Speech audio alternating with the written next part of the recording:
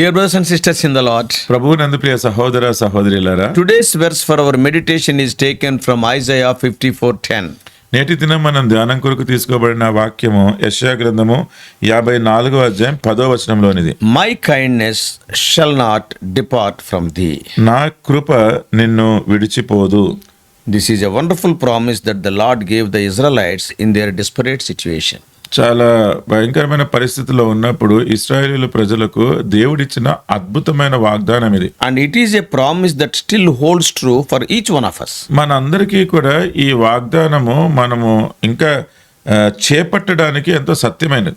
And the first part of the verse 54:10 speaks. 54వ అధ్యాయం 10వ వచనంలోని మొదటి భాగం చెప్తుంది. It speaks of mountain and hills. అక్కడ పర్వతములు మెట్టలు గురించి చెప్పబడ్డాయి. Mountains and hills are known for their stability. పర్వతములు మెట్టలు వారి స్థిరత్వము గురించి చెప్పబడుతుంది. It is very unlikely that mountains and hills be departed and moved. పర్వతములు గాని మెట్టలు గాని అవి కదిలి వెళ్ళిపోతాయి అనేవి జరగని సంగతి. But గాని the Israelites believed in the false things. ఇశ్రాయేలీలంతా కూడా కొన్ని కాని విషయాలు, అబద్ధమైన విషయాలు నమ్మేవారు. They thought that they will not be shaken. వాళ్ళు అనుకున్నారు మేము అసలు కదిలించబడము అని. They believed in their ungodly kings. వాళ్ళు భక్తిహీనులైన రాజుల మీద నమ్మిక ఉంచినారు. They believed in the false prophets who proclaimed false peace. ఆ అబద్ధపు సమాధానము ప్రకటించిన అబద్ధపు ప్రవక్తలను నమ్మినారు. But these mountains and hills were shaken. అయితే ఈ పర్వతములు మెట్టలు తొలగిపోయినాయి. The kings in whom they trusted were taken as captives. ఎవరైతే వారు ఏ రాజులనైతే నమ్మినారో ఆ రాజులంతా కూడా బందీలుగా తీసుకుని వెళ్ళిపోయారు. And the words of the false prophets failed. అబద్ధపు ప్రవక్తల యొక్క మాటలన్నీ కూడా అవి పోయినాయి, జరగలేదు. And their trusted allies, they were of little help to them. వారు నమ్ముకున్న ఇరుగు పొరుగు వాళ్ళందరూ కూడా వారితోటి ఎటువంటి సహాయం లేకుండా ఉండింది. The northern kingdom fell into the hands of the Assyrians. ఉత్తర దిక్కునున్న ఆ దేశము అది అష్షూరు రాజుల చేతిలోకి పట్టబడి. And the southern kingdom of Judah was taken captive by the Babylonians. దక్షిణ దేశంలో ఉన్న యూదా రాజ్యము అది బబులోను రాజు పట్టుకొని వెళ్ళిపోయినాడు. Similarly, our lives also. అదే విధంగా మన జీవితాలు కూడా There are mountains and hills which we trust. పర్వతాలున్నాయి, మెట్టలున్నాయి, వాటి మీద మనం నమ్మకం పెట్టుకుంటాం. But there would have been times in our lives when those support systems were shaken. ఇలాగా మనకి సహాయపడతాయని ఆ నమ్మకం ఏదైతే పెట్టుకున్నామో అవన్నీ కూడా ఒక రోజు పడిపోయిన సంఘటనలు కూడా ఉంటాయి. Even then we need not lose hope. అయినప్పటికీ కూడా మనం నిరీక్షణ కోల్పోవాల్సిన అవసరం God లేదు. says, దేవుడు అంటున్నాడు, since you are my children, మీరు నా బిడ్డలు కాబట్టి my kindness shall not depart from you. నా కృప నిన్ను విడిచిపోదు. That was the great hope to the Israelites. ఇశ్రాయేలీయులకి ఏదో గొప్ప నిరీక్షణ ఇది. In the midst of hopeless situation, they were assured of the kindness of the Lord. నిరీక్షణ లేని అటువంటి పరిస్థితిలో వారికి దేవుని కృప అన్నది అభయముగా చెప్పబడి. And this assured them that the Lord would bring them back from their land of captivity.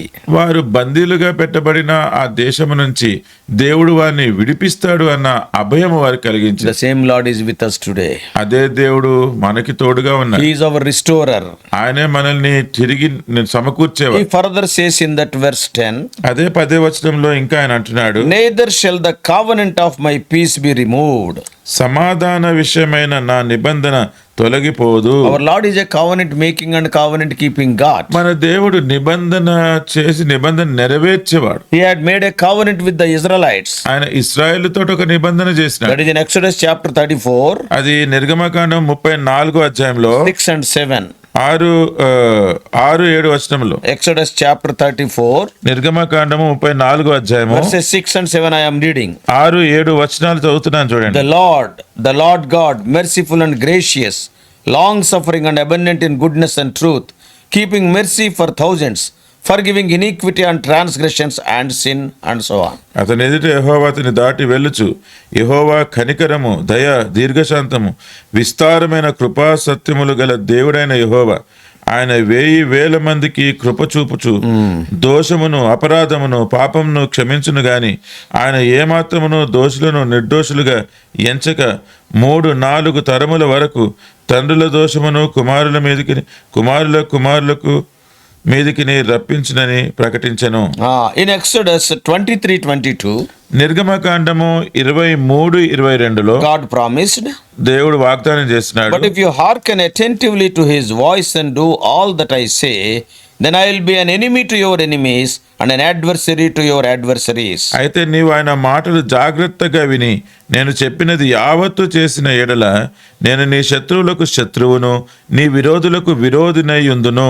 The Lord kept his promises. దేవుడు ఈ వాగ్దానాలను నెరవేర్చినాడు. When the Israelites repented of their sins, ఇశ్రాయేలీయులు ఎప్పుడైతే వారి పాపం గురించి ప్రాయశ్చిత్తపడినారో, and when they turned their hearts unto the Lord when they were in captivity, వారు బానిసత్వంలో ఉన్నప్పుడు చెరపట్టబడినప్పుడు వారి హృదయాలు దేవుని వైపు తిప్పినప్పుడు the Lord graciously brought them back to their native land. దేవుడు ఎంతో కృపతోటి వారినంతా వారి దేశానికి తిరిగి తీసుకొని వచ్చినాడు. Even today, ఈ రోజు కూడా you would have received several promises from the Lord. దేవుని దగ్గర నుంచి నీవు అనేకమైన వాగ్దానాలు పొందుకొని ఉంటావు. Be rest assured that the Lord is a covenant keeping God.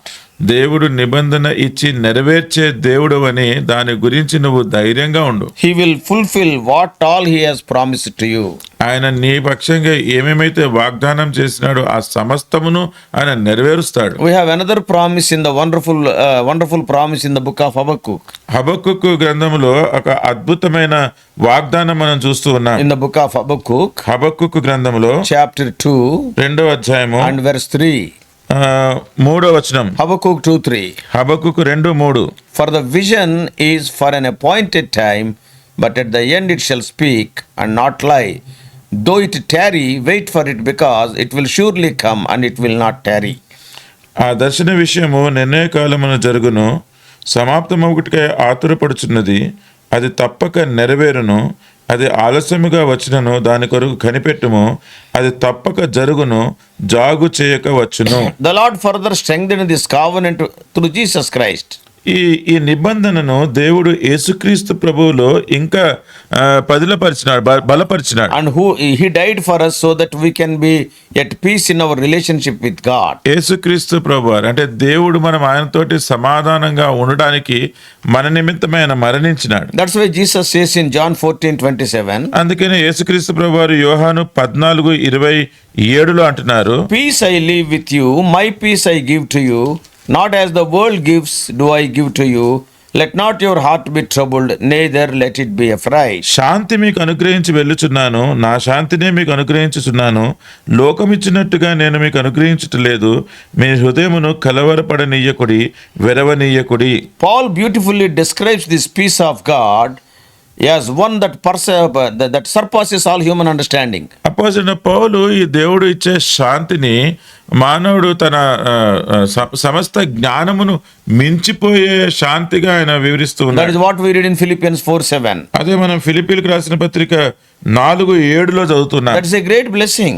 అది గొప్ప ఆశీర్వాదం. Winds may blow, గాలిలు ఎగిరిపోయినను, గాలు వీచవచ్చు, గాలిలు వీచవచ్చు, storms may rise, నక్షత్రములు, storms, తుఫానులు ఎగిరిపడచ్చు. but 1,000 may fall on our sides. 1000 మంది మన వైపు పడవచ్చు. But the Lord's peace would surround us. కానీ దేవుని శాంతి మనల్ని ఆవరించి ఉంటుంది. Nothing would disturb us. ఏది కూడా మనల్ని కలవరపరచదు. Isaiah concludes that these are the promises from the mouth of a merciful Lord. ఎంతో కనికరం గల దేవుని నోట నుండి వచ్చిన వాగ్దానములుగా యెషయా భక్తుడు చెప్తూ It ఉన్నాడు. was only the Lord's mercy that sustained the Israelites. దేవుని కృప మాత్రమే ఇశ్రాయేలుని అది నిలిచి ఉంచింది. And we all know their stiff-neckedness. వారి మెడ వంచనితనం మనకు తెలుసు. We know their stubbornness and waywardness. వారి మొండితనము, వారి వివరితనము తెలుసు. And with these qualities, they were fit to be destroyed. ఇవన్నీ కలిగి ఉన్నప్పుడు వారు నాశనానికి అంటే నాశనం చేయడానికి పాత్రులు. Without the mercies of God, their names would have been blotted out under heaven. దేవుని యొక్క కృప లేకుండా అసలు వారి పేర్లంతా కూడా పరలోకము క్రింద నుంచి తుడిచివేయబడతాయి. So the Lord did just as he promised. అందుకనే దేవుడు ఆయన ఏమని వాగ్దానం చేసినాడో అలాగే చేసినాడు. God promised that his people would return from Babylonian captivity. దేవుడు తన ప్రజలు బబులోను చెర నుంచి విడిపించబడతారు అని వాగ్దానం And he చేశాడు. used Cyrus as God's chosen instrument. దేవుని యొక్క పాత్రగా ఆయన రాజైన కోరేషును వాడుకున్నాడు. And in Isaiah 45:1, యెషయా గ్రంథము 45:1లో, in Isaiah 45:13, యెషయా గ్రంథం 45:13లో we can read about Cyrus. మనం అక్కడ కోరేషు గురించి చదువుతాం. So it happened exactly so. అక్కడ ఎలా చెప్పబడిందో అలాగే జరిగింది. The Babylonian empire was conquered by the Persians. బబులోను సామ్రాజ్యం అంతా కూడా పార్సీలు స్వాధీనపరుచుకున్నారు. And when Cyrus came to power as the king of Persia, Persia దేశానికి రాజుగా, చక్రవర్తిగా ఈయన కోరేష్ వచ్చినాడు. and he declared that all the people of Israel can return to their native land, ఇశ్రాయేలులందరూ కూడా వారి దేశానికి తిరిగి వెళ్ళొచ్చు అని ఆయన ప్రకటన చేసినాడు. and they can rebuild the ruins and the temple. అక్కడ పడిపోయిన ఆలయాన్ని అంతా కూడా తిరిగి నిర్మించుకోవచ్చు అని చెప్పినాడు. The Lord stirred up the spirit of Cyrus, దేవుడు కోరేషు యొక్క ఆత్మను రేపినాడు. and he made a proclamation throughout all his kingdom. అందుకని తన రాజ్యం అంతా కూడా గొప్ప ప్రకటన చేసినాడు. Therefore, dear brothers and sisters, అందుకనే ప్రియ సహోదర సహోదరులారా, situations may not be in your favor, పరిస్థితులు మీకు అనుకూలంగా ఉండకపోవచ్చు, but just trust the Lord. కేవలం దేవుని మీద నమ్మిక He ఉంచండి. will make a way where there seems to be no way. ఏ మార్గము లేనట్టుగా అనిపిస్తున్న దగ్గరే ఆయన ఒక మార్గము చేయగలడు. He is faithful to fulfill what he has promised to you. ఆయన మీకు ఏ వాగ్దానం అయితే చేసినాడో ఆ వాగ్దానాన్ని నెరవేర్చే విషయంలో నమ్మదగిన వాడు. Don't get discouraged. అందుకని నిరుత్సాహం చెందొద్దు. May God help you. దేవుడు మీకు సహాయం చేయను గాక. Let us pray. ప్రార్థన చేసుకుందాం. Loving Heavenly Father, ప్రేమ కలిగిన పరలోకపు we తండ్రి, thank thee for thy, O Lord, unshakable promises. మీ వాగ్దానములు అవి వేలేనివి, వాటిని బట్టి మీకు వందనాలు O చెల్లిస్తున్నాను. Lord, heaven and earth will pass away, not your word. భూమి ఆకాశములు గతించిపోను గాని మీ మాట గతించిపోదు. O Lord, we thank thee for the promises given even to the rebellious Israelites. ఓ ప్రభువా, తిరుగుబాటు చేస్తున్న ఇశ్రాయేలీయుల కొరకు మీరు ఇచ్చిన వాగ్దానాలకే వందనాలు. In thy own time thou hast fulfilled them. మీ సొంత సమయంలో వాటిని మీరు నెరవేర్చినారు. Even nowadays you are fulfilling in the land of Israel. నేటి దినాలలో కూడా ఇశ్రాయేలు దేశంలో మీ వాగ్దానాలను మీరు నెరవేరుస్తున్నారు. Even it is our own experience in our lives also, O Lord. Your mercy has never, O Lord, it was exhausted. ప్రభువా, మా జీవితాలలో కూడా మీ కృప, మీ కనికరము అది ఎప్పుడు తరిగిపోకుండా ఉండింది. Every day we are enjoying. ప్రతి దినము మేము అనుభవిస్తూ ఉన్నాం. Today we are breathing oxygen. The air means it is only by thy grace. ప్రభువా, ఈ రోజు మేము గాలి శ్వాస పీల్చుకోగలుగుతున్నామంటే అది కేవలం మీ కృప. We have not done anything for that. దానికోసం మేమైతే ఏమి చేయలేదు. We have not paid anything for that. దానికి మేమేమి క్రయము From చెల్లించలేదు. this we can understand that every moment, every second, O Lord, we are experiencing thy grace. దీనిని బట్టి మేము ప్రతి క్షణము, ప్రతి సమయంలో మేము మీ కృపను అనుభవిస్తూ ఉన్నాం. Help us to be more thankful unto thee. మీకు ఎక్కువగా వందనస్తులుగా ఉండడానికి సహాయం చేయండి. Guide us throughout this day. ఈ దినమంతట్లో మీరే నడిపించండి. Every step of ours, every thought of ours may be guided by you. మేము వేస్తున్న ప్రతి అడుగు, మేము తీసుకుంటున్న ప్రతి ఆలోచన అది మీ ద్వారా నడిపించబడును గాక. In Jesus' precious name we pray. యేసుక్రీస్తు వారి ప్రశస్తమైన నామములో ప్రార్థిస్తున్నాము తండ్రి. Amen. Amen. God bless you all. Please subscribe for more spiritual messages to the YouTube channel John Victor Telugu Messages.